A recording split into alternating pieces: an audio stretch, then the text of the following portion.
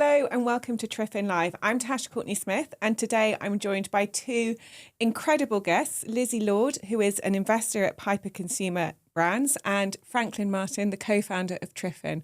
And we're going to be talking about funding, which is a topic that comes up again and again in our world. Do you want to kick off by just introducing yourself and saying who you are and what you do? Lizzie, let's start with you. Yeah, amazing. I'm Lizzie. I'm an investor at Piper. I've been at Piper 2 years now. I came from PwC, background in financial due diligence, early stage corporate finance. Had a proper job for a short period of time at the Gym Group in their commercial finance team and then made the jump into investing. Piper then, we're a consumer specialist fund, so all we do is invest in consumer brands. It's our 40th anniversary this year, so there's lots of grey hairs around the table, not necessarily mine, but from the wider Piper team. And where we come in is that growth capital, so we're private equity, ticket size anywhere between 5 and 20 million. Revenue stage probably coming up to that 10 million point. We can dip down a bit earlier. 14 in the team, so we're quite lean and everyone wears slightly different hats. So given my background, my hat's more financial, business model, growth, exit. But we have specialists in the team, Leon, I know you know well, digital, people and specialists in brand as well. And what are some of the most well-known brands that you guys have invested in? Because you've got a great portfolio, haven't you? Close to my heart because they're two ones that I worked on. Most recent, Yard Sale. So that's a delivery pizza company, 14 sites in London. Love Yard Sale. Oh, you've had it nice. Okay. That's great. Do some really interesting collabs, really interesting business model, partners with pubs. Ancient and Brave was my first one when I There's joined actually one Piper. near our office where we go for drinks. What site's that? We get to photo book. Okay, the pub partner. Yeah, nice. Yeah, it's really good. We like that. Pizza and pints. Exactly. And then Ancient and Brave was the first deal that I did when I came and joined that's Piper, a great deal. which is an amazing deal, and they're absolutely flying. Kate's amazing, the brand's amazing. They've got Davina on board as an ambassador, so it's just going really well. But we've got Wild Nutrition, another supplements brand. Neom, known going into wellness now, but probably known for their lovely smelling candles and diffusers, flat iron. So yeah, a real nice range, real nice mix. Brilliant, welcome. And Franklin, most people know who you are, but just in case anyone's watching who doesn't. Yeah, no, good to be back and chatting again. I'm one of the co-founders of Triffin, a finance platform for consumer brands. So we support a high number of brands in verticals like beauty, health, wellness, FMCG, apparel, accessories, luxury, and we help them manage and optimize their finances. And we've been on a mission to make capital more accessible to our customers, and so have recently launched a credit product which we think is the most flexible and cost-effective form of funding for many of our customers. Brilliant. When we were planning today's session, we were saying, is it going to be debt versus equity or debt and equity or capital and control? What do we call this? And I think the reason we wanted to do this session is because this is such an important conversation for brands. Franklin, you're on the front line with a lot of brands. Talk about what from the point of view of brands and their funding and what they're looking for, and then the kind of decisions they have to take internally and the issues they have to work through that they may never have thought about before. Yeah, funding is such an important part of the success of the businesses we work with, and I'm sure the businesses that Piper invest in. And there's various paths that these businesses can take, and I wouldn't say there's one path for all.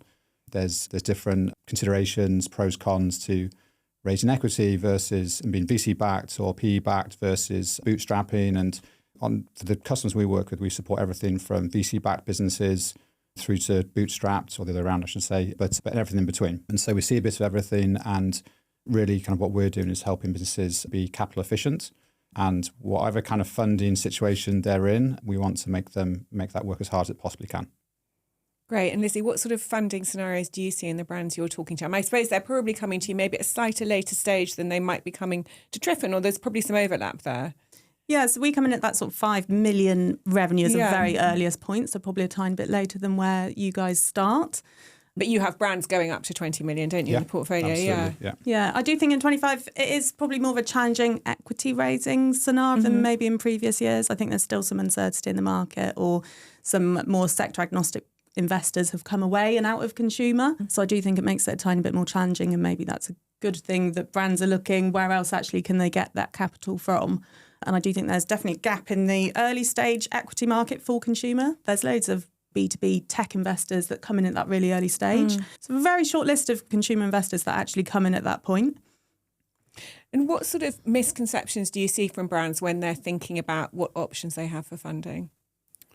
I think many brands think they have to raise equity.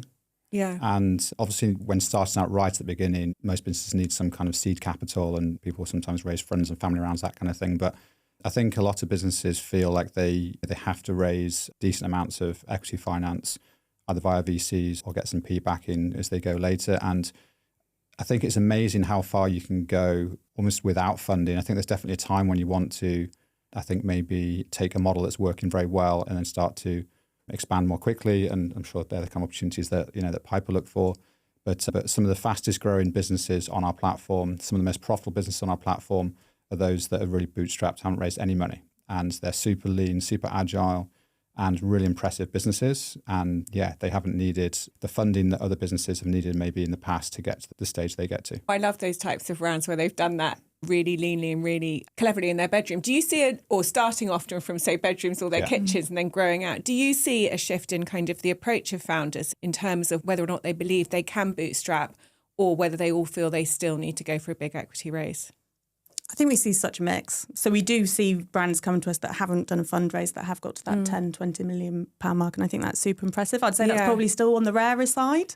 Do you think it takes an unusual type of person to achieve that? I think definitely a disciplined person. Okay. Every single penny needs to count. Every single digital marketing campaign that you do has to count. There's no sort of leverage for testing and going wrong, really. And maybe it sometimes takes a slightly longer period of time. Maybe that's not as attractive to VCs, but Piper, we're a bit more sustainable growth, a bit more steady. So that's definitely not something that would put us off when we're looking and assessing a company. Okay, so we're going to talk about the two different types of funding, debt, equity, the pros and cons of both. Should we start with debt, Franklin, and you? Sure, yeah. Debt is such a controversial word, isn't it, in terms of some people understand, some people react negatively. Just talk about the landscape and when it's good and when it's not so good for brands. Yeah, so I guess the first thing is that it is a broad landscape. If you think about the debt and credit products available at various stages of the life cycle of a company, they can vary significantly. You have everything from credit cards and traditional bank loans to bigger bank facilities, various types of revenue-based finance, invoice finance, inventory finance, and the list continues going on and on. So it's not surprising it's actually quite a challenging landscape to navigate. And if that's not really your background and you're having things thrown at you Because brands are having things thrown at them, aren't they, in terms of offers of debt funding? Absolutely, a combination of when you start hitting certain, let's say, thresholds, you'll have sales teams selling you financial products. You'll have probably emails from PayPal or Shopify and other kind of companies making money available to you. Yeah, more options available as you grow. Harder to navigate, I think, those options if, again, you're not really kind of experienced in them. And even to compare actual costs of capital, align them to very specific use cases. The best finance operators in the industry do this very well. And for sure, we see the most successful businesses leveraging debt and credit really efficiently, really well. And that can be something which helps them grow faster. In some cases, can actually increase profitability as well. I can speak about that. But yeah, it's something which to a lot of founders and early stage businesses is a bit of an unknown. Yeah. And you've talked about good debt and bad debt. How do you categorise those two? Yeah, I'd say rather than just like straight kind of good and bad debt, I'd say it's more like how it's applied. Yeah. So starting with the bad, I think if you're a business that isn't profitable and you're borrowing money to really cover up gaps in profitability, that can be quite dangerous. And many of the businesses that talk about debt spirals and these kind of things, it's usually something related to that, where they're actually using debt for the wrong use case to actually cover up inefficiencies in trading or inefficiencies in their profitability. And that's what is likely to lead to a debt spiral. Yeah, absolutely. And if you think about some of the products that may be available to those businesses, for example, revenue-based finance, where they're taking a percentage of your daily sales, you could have a business that is, maybe struggling or would struggle to repay those products in traditional terms, but because it's now available in a different structure, it can be available to them, but not always the best thing for the business. So that's an example of where I'd say debt is used in a negative way, and maybe what creates some of the negative stories in the market, why people are fearful of it. On the other side, I'd say that when we see debt leveraged extremely efficiently, it's where it's really addressing the need to grow quicker. And that could be something as simple as expanding a retail and wholesale channel where there's demand for their products. Obviously, to grow retail and wholesale partners requires an upfront inventory cost. You have longer payment terms with the customers you'll be working with. And so that's the kind of, I'd say, use case where debt can be used very effectively. Also, if you have a lot of confidence in some of your core products and really looking to increase the amount of inventory you're borrowing, and obviously to grow, you need to buy more inventory and to spend more on marketing. But if you have just some confidence in those products and the price at which you can acquire customers, if you're profitable on first transaction, these kind of things. There's a way that debt can be leveraged to perhaps bulk purchase inventory and reduce your cost per unit, and that's where you can actually use debt to increase profitability. We've actually built tools to help businesses do this. So as well as making capital more accessible to our customers, which has been our mission really, we've built tools to help them make informed decisions. And so that will be understanding things like fully financed cost per unit after taking debt to buy inventory, and understand the ideal length of term based on their inventory production lead times, based on their payment terms with their suppliers, and then based on their cash conversion cycles if they are a multi-channel business. Yes, so we're not just trying to make it available, we're trying to actually help businesses make the right decisions and access the right types of capital. And I can definitely vouch that you do that as a company, because obviously we know a lot of brands, and I know a lot of brands that are on your platform. We do, yeah. And a few have said, have got themselves into revenue-based finance lending cycles, and then they've told me how you and your team have had to wean them off it. And they're very grateful for that. Yeah, I mean, even though it's like a process, they know what's happening. They're very grateful. Yeah, I'd just say for the past 2 years, we've just seen consistent bad experiences with all kinds of solutions in the market. And that's everything from big banks whose products can be inaccessible and can be extremely painful and time consuming to apply for, right through to some of the more accessible options around whether it's revenue-based finance, inventory finance, invoice finance. But a lot of these solutions, I'd say, just from what we've seen from the customers that we support and work with, they don't really align with the business's needs. And often it can be a combination of accessibility, the application process, still quite old school, so offline back and forth. Sometimes the actual structures, the repayment structures, the term, they can be very expensive. All these things don't really align with the business needs. So we've tried to address all of those things with what we've launched, yeah. Great, brilliant. So Lizzie, when you first look at brands, I suppose you see brands in all sorts of different stages and with all sorts of different things going on. How do you look at debt when you see it in a brand? Do you consider, is this something that's a risk to the brand or something that's helping the brand? What sort of assessment do you put brands through? Yeah, I definitely wouldn't say it's a red flag if I see a brand that has got debt on the balance sheet. I'd just be looking case by case and really understanding, okay, what are the payment terms? Are there any covenants? Can I line it up against a financial model and see what headroom there is under different scenarios? And just actually, is the size of debt the right size for the business? So I don't think there's a one size fits all. You'd have to just really look at it on a case by case and understanding those covenants. And when you're investing in a brand from an equity point of view, what typically are you looking for the brand to have that makes Piper say, yes, we want this one? Yeah, I think different people that wear the different hats will tell you a different thing. Yeah. Piper, we're completely brand obsessive. So I actually think articulating what is your better and difference, what's allowed you to cut through and will allow you to continue to cut through in 5 years to come and hopefully 5 years onwards, because we want all our brands to do well after our Piper hold. So really understanding and articulating that. I'm more of a numbers person, so obviously I'm going to look at the numbers. And I think by the time you're at a Piper stage, you have got a lot of data to go through. Yes. So it's really understanding, okay, if you've grown really well, great, but why? What were the levers that got you there? Really digging into the KPIs, repeat rates, cohorts, CAC to LTV, rate of sale data if you're in retail, like for likes if you're a site-based business, and thinking about what's that 5-year plan. So typically we hold businesses for a period of 5 years. What does that plan look like? How are you going to get there? That path to profitability is really important for us, if they're today, or if they're at a lower EBITDA percentage today, what's that path to getting it to that, what we consider a long-term EBITDA percent? And when you guys are investing and you're obviously putting money in for what, how do you take the decision in terms of what you're going to do with that brand? Do you have a kind of formula that works and is deployed across all brands? We're going to do A, B and C with our investment. Or how do you decide what you're going to do and what's going to move the needle? Because the one thing all brands want to know is, what am I going to do that's going to move the needle and be the difference that makes the difference? Yeah. I think before thinking about what you spend the money on, it's making sure that you're raising the right size of money front. So I don't think you want to give away too much equity just to get more cash in the bank. It needs to be the right amount. Do you see brands coming in wanting, because a lot of brands go for big numbers when they're thinking, I'm going to raise 1 million, 2 million. They just pick big numbers, don't they? Exactly. So I think it's our job to work with the brands to actually say, okay, can we work through the model, look at the cash flow? How much do you actually need now that's the right figure for you? Equally, you don't want them to raise not enough. You want a bit of a buffer. You don't want them to be going out back raising. Piper, we like to be the last ticket, but I suppose if it's an earlier stage, you don't want them back out raising in the market for 12 months' time. Do you find they typically overestimate or underestimate what they need? I think probably typically underestimate. Oh, really? Yeah. Okay. Yeah. I think there's always some sort of hiccup in the road, or there's always something you can try and test. And actually, once you've got that cushion of fundraising, it's quite nice to try and test some things that you haven't done before. But in terms of what we spend the money on, I'd say typically key hires. People are probably quite hesitant before they've got that cash in the bank to make those key, normally expensive hires. Yes. Building that great team around you will really help the business grow. Marketing, I think a lot of brands that we see are probably more leveraging digital marketing and that conversion. It's more you have the cash in the bank now. Let's think about top of funnel, brand. Is that out of home? Is that the right ambassadors? International is a big one that we see as well. So Piper, we're largely sort of UK and Europe folk, but a lot of our brands have a huge presence in the US. So it's, okay, that's going to cost a lot of money. How are we going to approach growing in the US or any other sort of geographical international? That's, I'd probably say, the key. And they're all the sort of things that you wouldn't want to use debt for, No. especially short-term debt. So I think, they're all strategic investments, things that may be related to R&D or strategically growing a company that there may be unknowns, like you say, and they're more relevant for equity investment than debt. That's really interesting because a lot of people would use debt for marketing, for instance.